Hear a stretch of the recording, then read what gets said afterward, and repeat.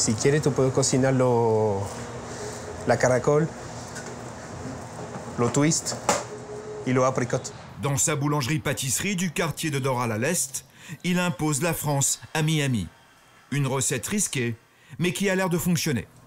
Ils savent notre qualité de pain, ils savent notre qualité de viennoiserie, notre qualité de plat salé. Quand il y a de la qualité, il y a du monde. Dès l'ouverture à 8h pétantes, les 15 tables de l'établissement, qui fait aussi restaurant, sont occupées dans une ambiance qui ne trompe pas le visiteur, dont l'opinion est unanime. C'est absolument délicieux. Un croque-madame. Vraiment, c'est le meilleur endroit pour manger français dans le coin. On vient ici presque tous les week-ends. C'est vraiment bon. La béchamel est à tomber. Moi, j'ai commandé des croissants. Ce sont les meilleurs de Miami. Si Mathieu a gagné la réputation de fabriquer les meilleurs croissants et baguettes en ville, c'est qu'il a un secret, les matières premières. Il fait venir sa farine et son beurre directement de France. Voilà, c'est feuilleté, c'est croustillant, et puis c'est surtout développé, quoi.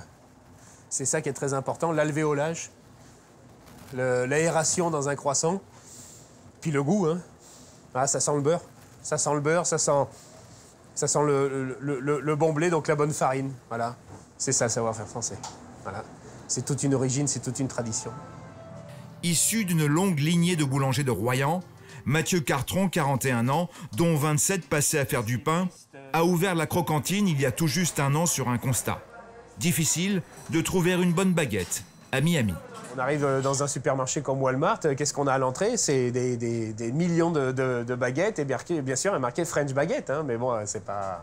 Elles sont grosses, elles ont de la mie, elles n'ont pas de goût, c'est des farines qui sont traitées, c'est rempli de pesticides.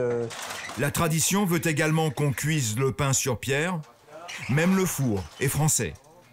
Pourquoi le boulanger tient tant à l'origine de ses ingrédients? Il nous le démontre par un test. À gauche, une baguette pétrie avec une farine française. À droite, une farine américaine. Jusque-là, elles ont l'air identiques. Voilà, ça c'est notre intrus. Alors on va l'emmener, on va la découper, comme ça on va voir. Là, on sent quelque chose? Non, on sent rien. Et là, on sent quoi? Ça croustille. La différence est encore plus flagrante en les découpant. Là, vous voyez les différences, là?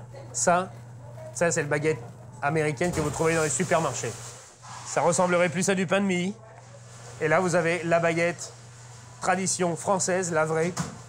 On voit la différence, alvéolée avec une mie qui donne envie, quoi. Puis un goût. Résultat, les Américains font même chez Mathieu quelque chose qu'ils ne supportent pas d'ordinaire. Ils font la queue. Je peux vous dire un truc? Je vous aime. Entre croissants, pain au chocolat et baguettes à 2 €, le boulanger écoule environ 300 pièces quotidiennement, sans compter la pâtisserie. Sa réputation s'est répandue comme une traînée de poudre, si bien qu'aujourd'hui, il livre partout en ville.